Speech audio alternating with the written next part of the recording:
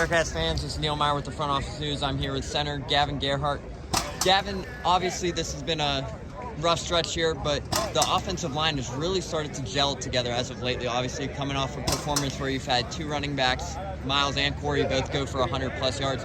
Just talk about what was working for you guys on Saturday to allow those holes to open up. You know, I think it's just our outside zones just to keep developing. It just kept developing throughout the season. It's going to continue to get better throughout the season as we get through the last 5 weeks or whatever we got left. And just driving people off the ball, getting in off the defense, and just finishing people. So we're talking about this offensive line. Obviously, this is a group that you were one of the only returners from the season ago. Just as this season has started to get to that midway point, just talk about how you guys are dwelling as a group up there up front. You know, running the ball, I think we're doing really, really well. I think there's some protection stuff we need to clear up.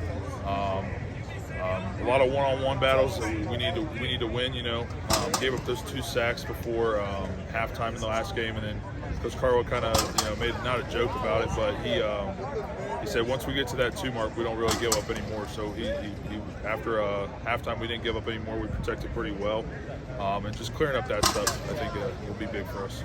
So you're talking about a guy in Coach Cardwell. We know what he is like in terms of the energy, the emphasis up front there. He's a guy that really can bring that juice when you need to. Just walk us through your relationship like with him and what this process has been like with him so far. Yeah, he's developed me so much more since he's been here. A lot of speed off the ball. In the past, we've run around an inside zone, so haven't really got out running. So teaching me that stuff, I think, will really help me in the future.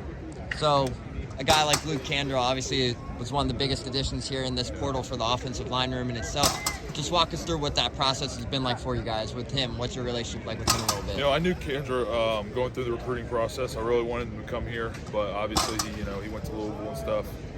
So it's really good to have him here. He helped us learn the playbook when he first got here. There's still some stuff that he's still teaching us to this day. He's a great teammate, even better leader. Love having him on the team.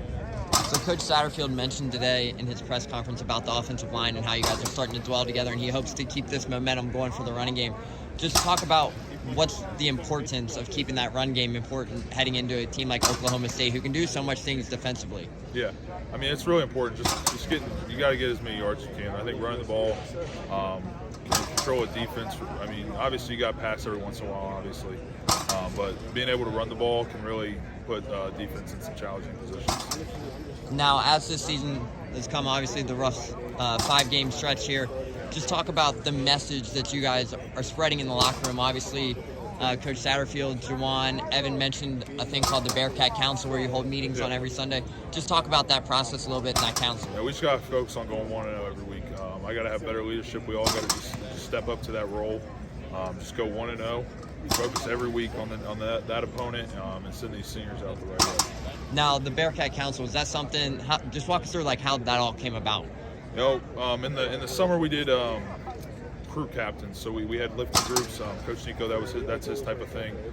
So there was I think 6 of us, and then we got to pick 6 crew captains. So I was a captain. Picked Bryce Burton to be my co-captain because it had to be another guy on the opposite side of the ball.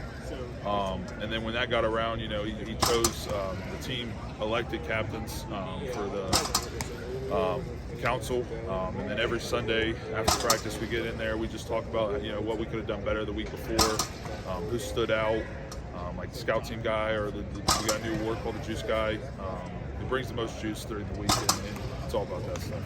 Awesome. And my final question for you, obviously the message to the Bearcats fans right now, Scott mentioned today in his presser that this is a program built with the tradition of winning. Yeah. Just talk about your message to the fans, obviously, during this rough time. I haven't been through this. I went through tough times like this in high school.